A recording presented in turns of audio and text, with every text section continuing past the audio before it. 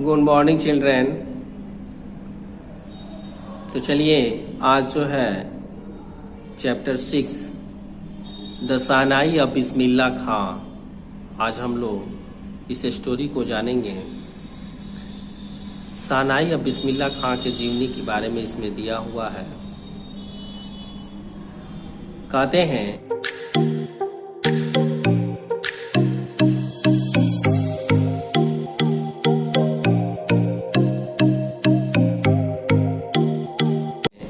कि उस्ताद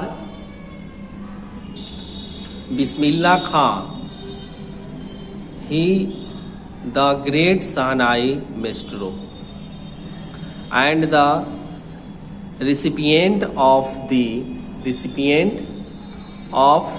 the highest civilian award, the Bharat Ratna 2001, was born on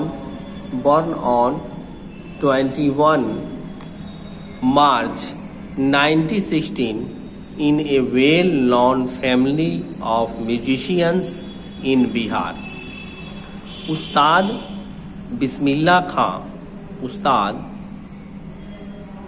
उस्ताद बिस्मिल्लाह खां महान शहनाई वादक और भारत रत्न 2001 जैसे महान नागरिक पुरस्कार से पुरस्कृत का जन्म बिहार में 21 मार्च 1916 को एक जाने माने संगीतज्ञों के परिवार में हुआ था। आगे कहते हैं in spite of having travelled all over the world, he was exceedingly fond of Banaras and Dumrao, and they remained for him the most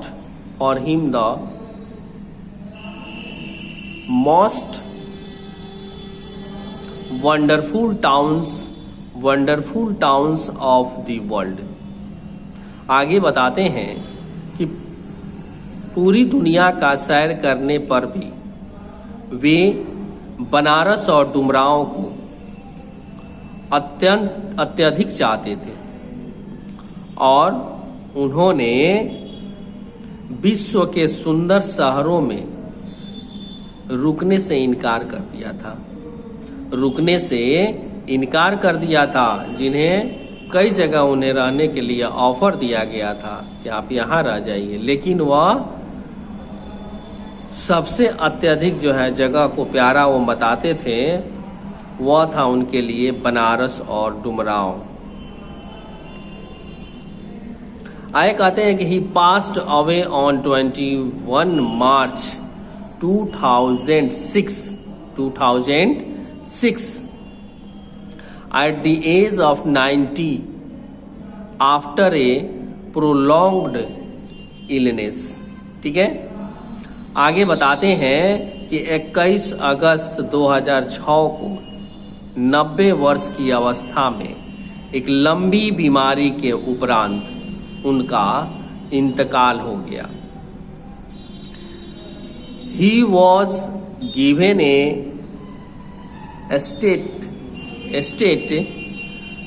funeral and the government of India declared one day of national mourning।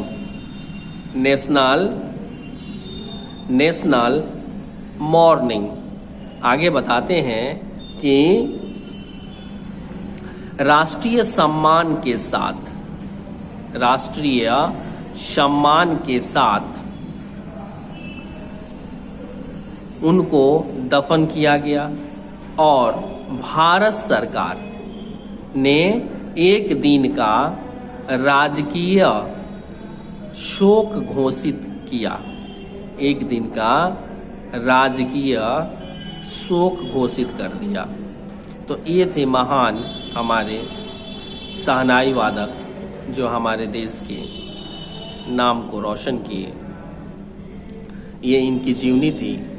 इसके बाद से यहाँ से इनकी story start होती है। तो ये है the shehnai of Bismillah Khan. Paragraph 1 यहाँ से जो है इनकी जीवनी शुरू होती है।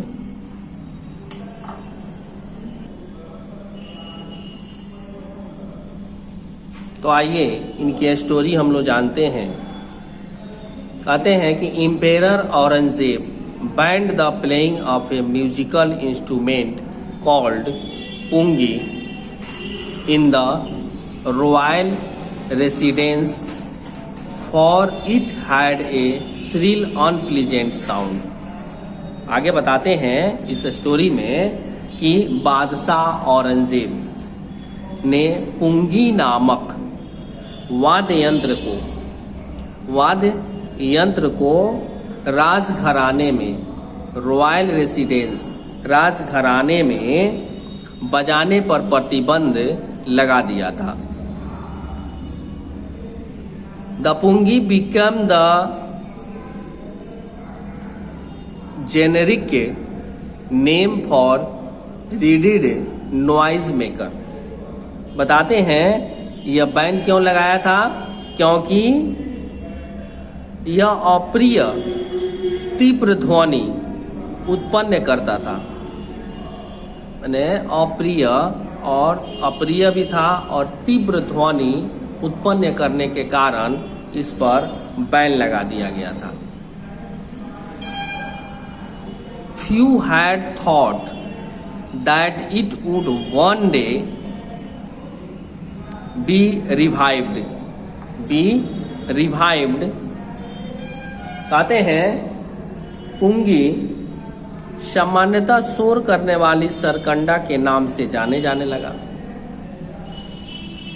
और कुछ लोगों ने सोचा, a few had thought that it would one day be revived। कुछ लोग सोचे ये बात को कि यह एक दिन दोहराई जाएगी और इसको फिर से लाया जाएगा। और a barber of a family of professional musician who had access to the royal palace decided to improve the tonal quality of the pungi। और बताते हैं आगे कि पेशेवर संगीतज्ञों के परिवार का एक नाई जिसकी महलों में पहुंची थी, पुंगी की ध्वनि विद्या को सुधारने का निर्णय लिया। He chose a pipe with a natural hollow stem that was longer and broader than the pungi and made 7 holes on the body of the pipe। आगे बताते हैं कि उसने पुंगी से बड़ा और चौड़ा प्राकृतिक छिद्र वाला तना लिया और पाइप पर 7 छिद्र बनाया। When he played on it, closing and opening some of these holes, soft and melodious sounds were produced। जब इसको, ठीक है, जब वह इन छिद्रों में से कुछ को खोलकर और बंद कर जब वह इसे बजाता था, मुलायम और प्रिय ध्वनि निकलती थी, मधुर ध्वनि निकलती थी। He played the instrument before royalty and everyone was impressed. कह रहा है कि उसने इस वाद्य यंत्र को और महाराजाओं के कक्ष में बजाया और सब कोई प्रभावित हुआ, सारा लोग इससे प्रभावित हो गए। The instrument so different from the pungi had to be given a new name. अब हुआ क्या कि जब इससे लोग प्रभावित हो गए तो वाद्य यंत्र जो पुंगी से अलग था एक नया नाम दिया गया। अब कहते हैं आगे कि एज द स्टोरी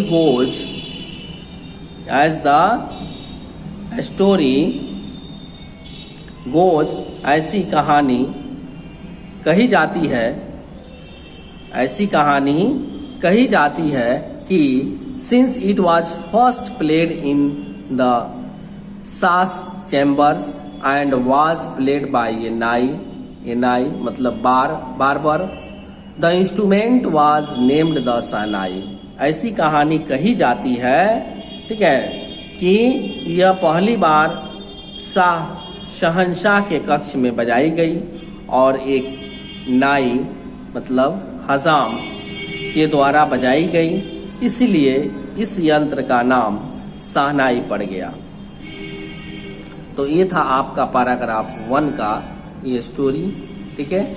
आप लोगों ने इसे बेहतर ढंग से समझा होगा और आप लोग इसको बढ़िया से कहानी को सुनेंगे। ये बेहतरीन कहानी है, एक इंस्पायर देने वाला, इससे प्रेरणा मिलने वाला एक स्टोरी है, ठीक है। तो आज तक इतना ही, फिर हम लोग मिलते हैं नेक्स्ट वीडियो में पैराग्राफ 2 के साथ।